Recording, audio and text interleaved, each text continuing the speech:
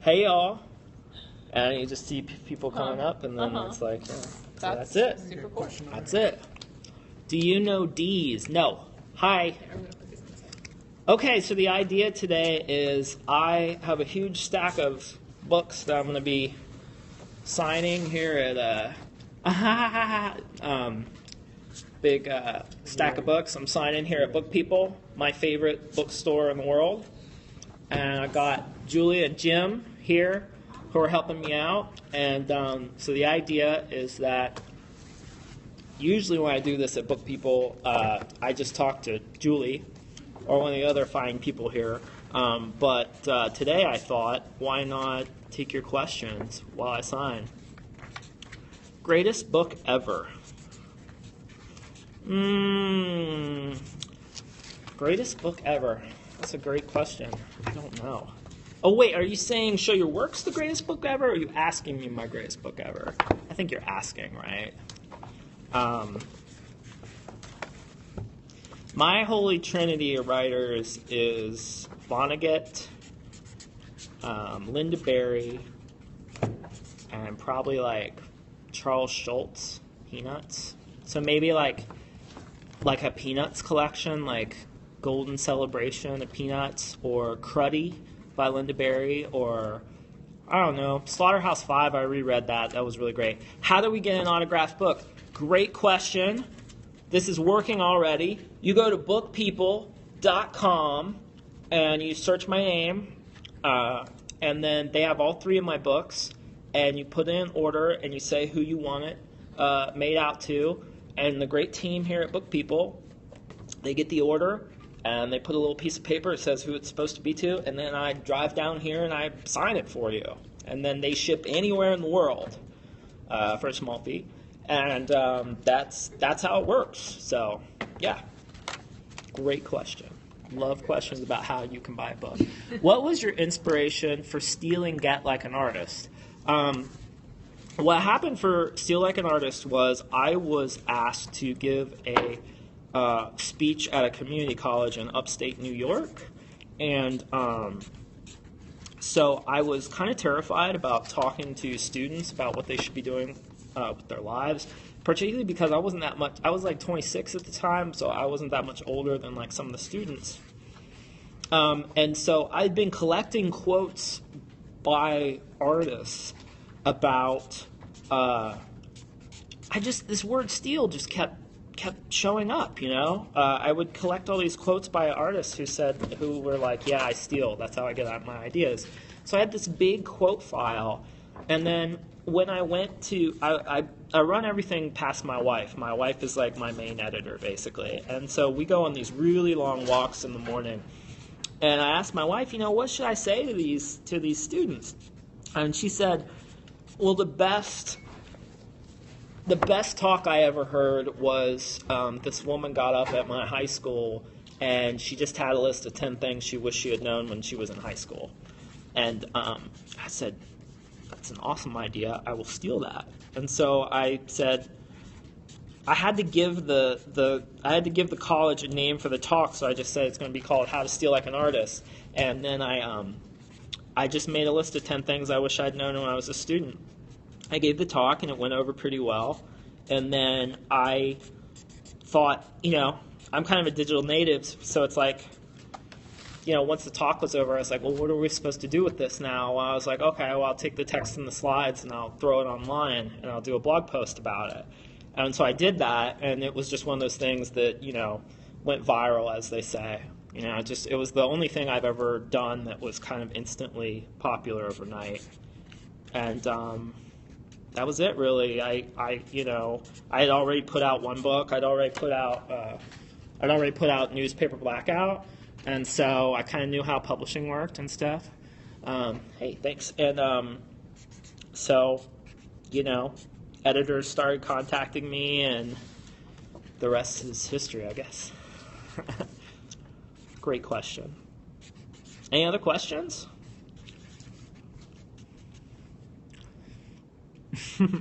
When developing your art. So the question was, when developing my art, did I ever go through an awkward puberty phase? I feel like I'm still in my awkward puberty phase, It's like, it's interesting because, like, my blog, there's nothing buried on there. So if you want to see some of my early work, you could basically just go on my blog. I shouldn't say this, but you can go back to like 10 years ago and see the kind of stuff I was posting, you know.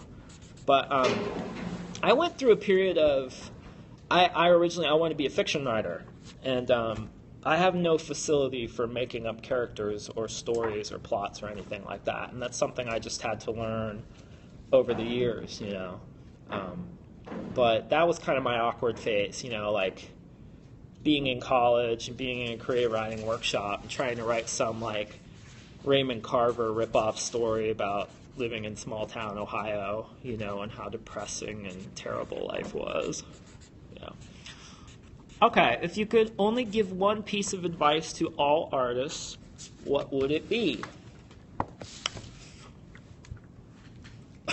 My favorite piece of advice, my favorite quote about art and creativity in general is from Gustave Flaubert. And I'm probably going to mangle the quote because it's in French, and I don't even know what the original is, but he says, be orderly and boring in your everyday life so that you can be violent and original in your work.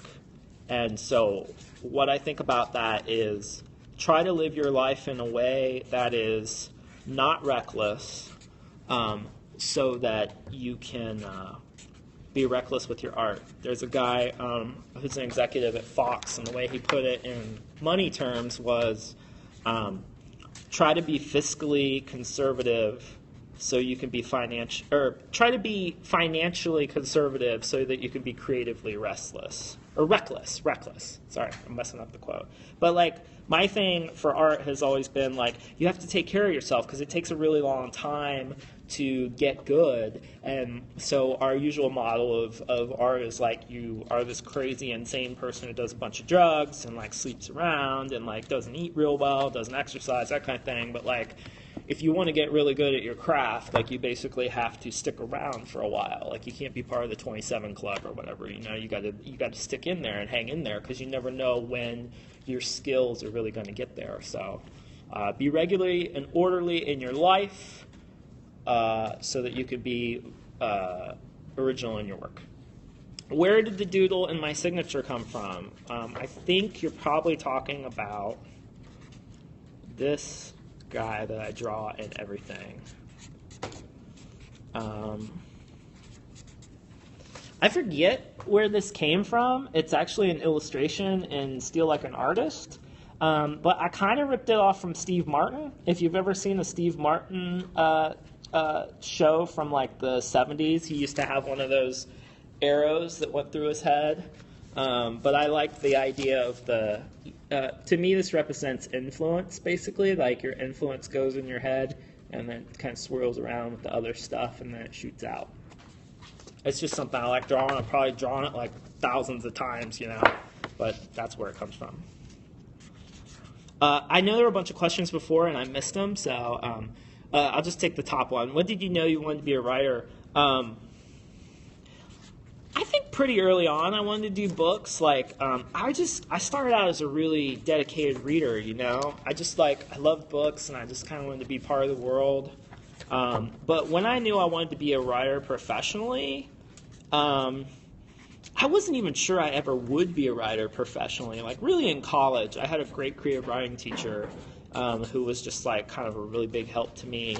But he told me, he was like, look, you know, he sat in front of the class. We had this class called the Publishing Marketplace. And he was really clear with us. And he was just like, look, most of you are probably not going to make a living as a writer, like short stories or fiction or whatever. And so he was just like, you're going to have a day job, man, you know? And so I really took that to heart. And I was like, look, the internet was starting to get big. And I was just like, I'm just gonna get a job. I'm gonna try to make a little bit of money, and I'm just gonna like post stuff to my blog and just see what happens, you know. And it just took, you know, I've been wanting to be a writer since I was, you know, seriously since I was about 19, and I'm 31 now, which that's pretty quick, you know. That's only 10 years. But I'd say that's like a minimum, you know. I know there were some other questions, so feel free to just retweet your questions. How often do you review your idea files? So I know that Steven Johnson keeps what's called a Spark file, which is just like a big Microsoft Word document where he dumps like every single idea in, and then he just goes back and like checks it out every couple of months or whatever. I don't have one of those. I have a lot of notebooks that I kind of page through, but I've really thought about Google Steven Johnson Spark file. The way he does it is, I think, really smart, and I would like to have one of those, but I don't. So, I flip through old notebooks, but not that often, I keep a lot of stuff in my head, actually. I use my notebooks a lot, but I'll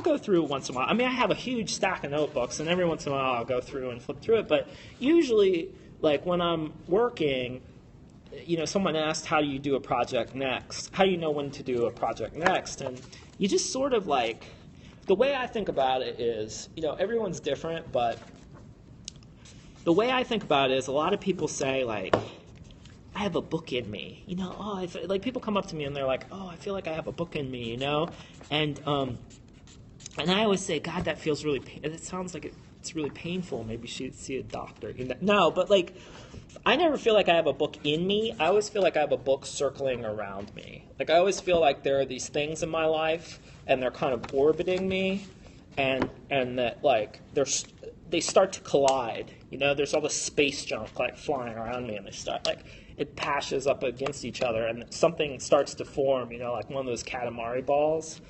And so for me, that's when I know that there's a new project, like when the same thing, it's pattern recognition, it's like the same thing keeps happening over and over.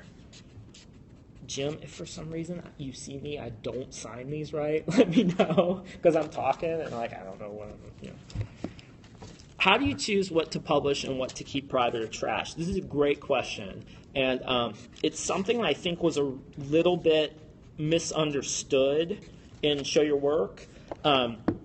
I am not an advocate of publishing everything all the time. I keep a lot of stuff to myself. I write a lot of stuff in my notebook. I run a lot of stuff past my wife.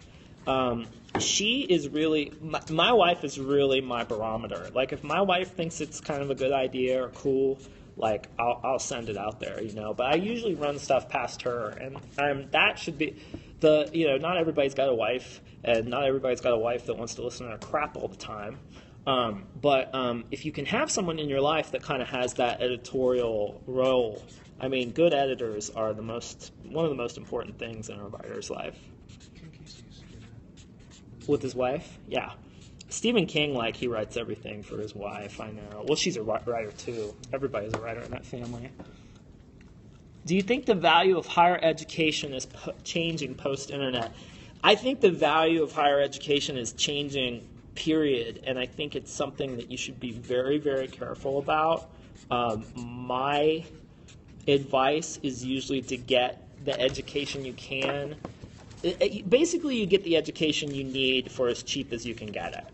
And the thing about education is we have such a student debt problem in this country that, you'll get out of school and you won't have a lot of choices because you're financially constrained by your student debt. And so, usually my advice to people is just to try to get through school. I think college, I think four-year colleges have kind of become, it's kind of become the new high school in a lot of ways. But I think that you kind of, I just think you have to get through school with as little debt as possible, just because it's going to give you more freedom later. I have way more opinions about MFA programs because those are a little bit more, I think, again, like MFA programs, some of them are really great, but some of them, like the ones you have to pay for, unless you're like a rich kid, which, life's going to be great for you anyway, you got to look out for master's degrees programs because they can be really, really expensive, and they really don't have quite the return as like a basic four-year degree. But, MFA programs have a place. but I think you should go to one that's either really cheap or that supports you financially. Like I think Syracuse, if you're a writer, and I'm talking strictly about writing, like I think they have like full tuition waivers and they give you like a stipend and stuff. My thing about schools has always been like, if a school is willing to support you financially, they're probably going to value you as a student more. And that was just my experience in college. So, great question. I know there are other questions. Feel free to repeat them. Okay.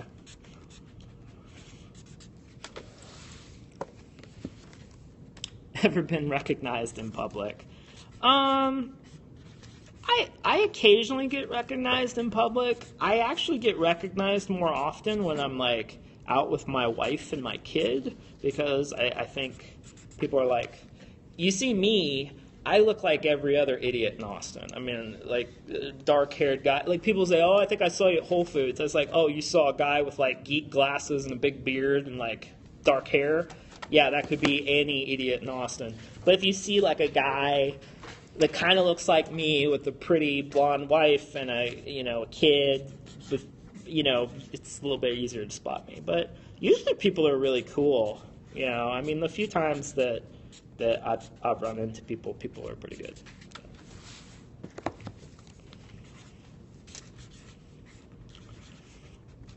Any other questions? Oh, yeah. This is a great question. So that question was, I remember you wanting to move. Yeah, my wife and I have been threatening for years to move away from Austin, mainly because it's just too hot here. It's just too hot here in the summer. But from like October to May, it's pretty much paradise. But from May to like October, or from like June to September, it is brutal down here. But what we figured out now that we have kids is that, for one thing, Austin, if you own property in Austin, it's actually a pretty affordable place to live still. Like if you bought a place like 5 years ago, or 10 or 20 years ago, then it's really good for you. But like if you've owned your house for a little bit, Austin's actually still pretty livable.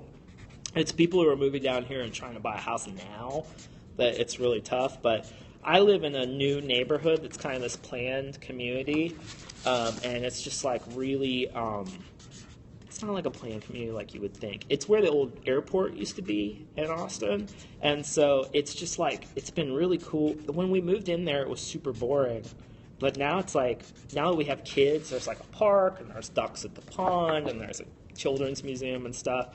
So now we actually have kind of fallen in love with Austin again, and so I think we're going to stay here for a while, but I think our new plan is to get the hell out of here in the summer, which will actually be doable with kids, because when it's really awful here is in the summer, not during the school year. So. But Austin's fun, but I don't know that I would move there. I'm not sure that I would move here now. I moved here when I was 23.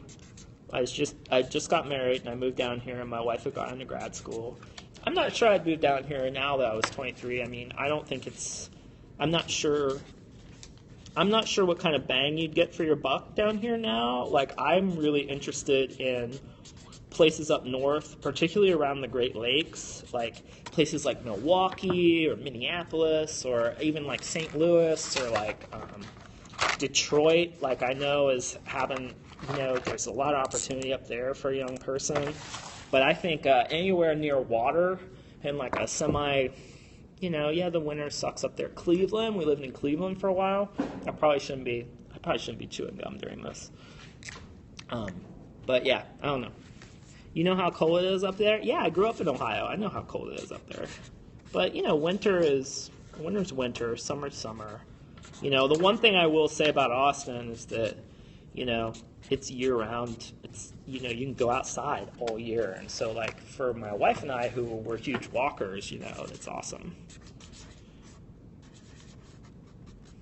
Yeah, thanks. What kind of Sharpies do I use? Whatever's on sale. No, right now, this is like the standard Sharpie, This is like you go into any store. This is Sharpie Fine Point. If you look in the books, if you look in the books, like this kind of lettering right here, this is a Sharpie paint pen. It's just shrunk down to the size of the page. So. Someone asked something I forgot already. Oh, after publishing books, do you find your world getting smaller or bigger? Both. On the one hand, you have the ability to I travel a lot more. I meet a lot more quantities of people, and I meet people all over. But as far as like real close friendships, I would say that once you kind of hit a certain like fame. I had fame explained to me. Like, I don't consider myself famous at all, but I had fame explained to me in a way that fame, in a sense, is just when more people know about you than you know people. It's just an imbalance that way. And if you think about it that way, it's not real hard to get famous. But there is a certain point at which the people who you're close to, it kind of like, it shrinks in. And that's just like when you hit 30, you already kind of when you hit 30, like your friends are already kind of like, you've got your friends. And that's kind of just depressing, but like you kind of have your circle. And like if you have children, then it's really, but I was just joking with Julie here about how like I just had friends with a couple of my buddies this week that I've known for like, people I met like when I first moved to Austin. But in the way the world is getting bigger, but my circle is still pretty small, and that's just like a practicality, I'm always really happy that I don't have groupies, but like, people show up, and I'm a young guy, and I go on tour, and like I meet a lot of really nice people, but I'm really glad I got married before I like went out on book tour and stuff, just because like, when I go home to my wife, like my wife knew who I was when I was 19 and an idiot, actually 20, when I was a 20-year-old idiot, and so she knows who I am, and like I know who she is, and like we've been together for forever, and there's a certain kind of calm to that, and so I've, I don't know, that's kind of a rant, but the world's it's bigger, but then it's also smaller at the same time. Any advice for a new copywriter in Austin? Yes. There's a thing called multiple drafts that my friend Hawk Thompson runs. And it's a bunch of copywriters who get together and drink somewhere. And you should go to that. It's called Multiple Drafts. Google it and try to make friends with one of those people and get invited.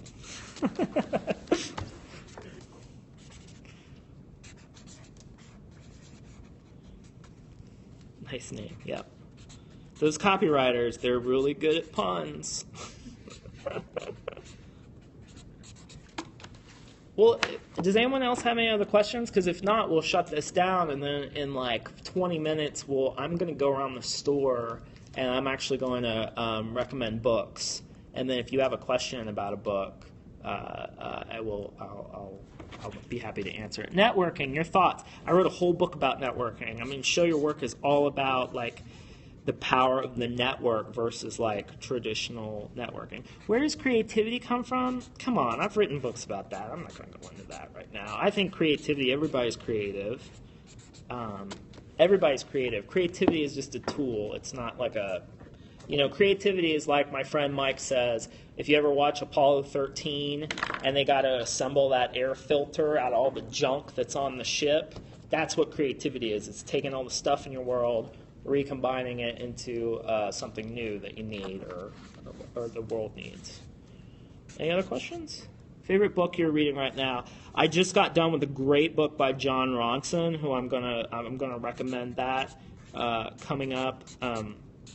In our next segment. It's called So You've Been Publicly Shamed, and I wrote about it on my Tumblr, and you can get it there.